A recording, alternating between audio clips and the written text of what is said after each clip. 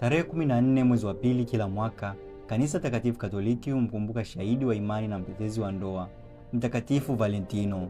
Kwa kanisa, hii ni siku ya kumbukumbu ya mfiadini, memoria, sio tu siku ya hisia za kimapenzi kama inavyojulikana katika ulimwengu wa leo.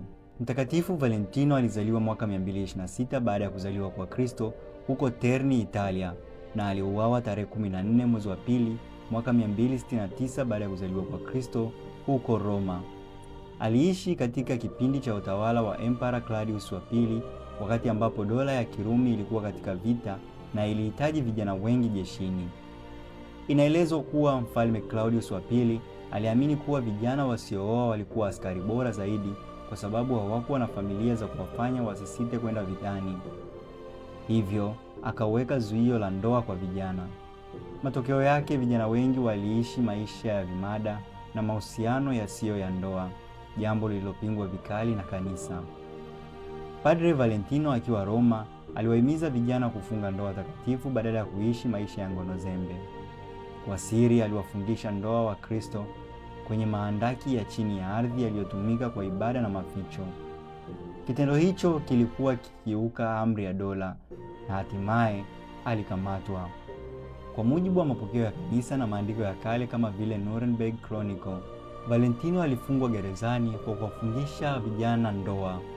Inasemekana pia alijaribu kumshawishi mfalme amkubali Kristo. Kwa kukataa kuikana imani yake, alihukumiwa kupigwa na baadaye kukatwa kichwa nje ya lango la Flamina tarehe 14 mwezi wa pili. Alikufa kama shahidi akitetea ndoa, usafi wa maisha na uaminifu kwa Kristo.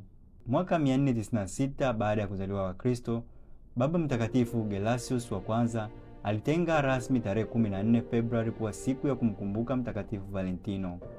Kwa karne nyingi, tarehe hii ilibaki kuwa siku ya heshima kwa mfiadini huyu. Hata hivyo, katika enzi za kati kulizuka imani kwamba katikati ya Februari ndege huanza kutafuta wapenzi wao, jambo lililoongeza tafsiri ya kimahaba katika siku hii.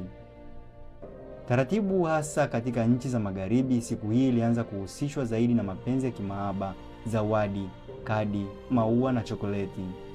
Kama Mkristo Mkatoliki, ni muhimu kukumbuka kuwa dhamira ya Mtakatifu Valentino haikuwa kuhalalisha mahusiano yasiyo ya ndoa, bali kutetea ndoa takatifu mbele ya Mungu. Yeye alisimama kidete kuhakikisha vijana wanaishi katika mpango wa Mungu wa ndoa takatifu. Hivyo basi, kwa Mkristo mwenye hofu ya Mungu, tarehe 14 Februari ni siku ya kumkumbuka shahidi aliyelinda utakatifu wa ndoa, siku ya kuimarisha upendo wa kweli ndani ya ndoa, na siku ya kuombea neema ya uaminifu, usafi wa moyo na kujitoa. Mtakatifu Valentino anaheshimiwa kama mlinzi wa wachumba, wanandoa, vijana na wote wanaotafuta upendo wa kweli.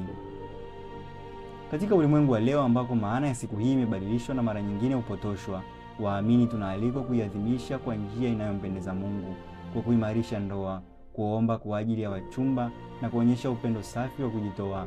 Tumuombe Mtakatifu Valentino atuombee kwa Mungu ili tuweze kupendana kama Kristo anavyotupenda sisi. Kama neno la Mungu linavyosema, pendaneni kama nilivyowapenda ninyi. Yohane sura ya 13 aya 34. Asante kwa kuwa nami mpaka mwisho wa makala hii fupi. Mpaka wakati mwingine, bye bye.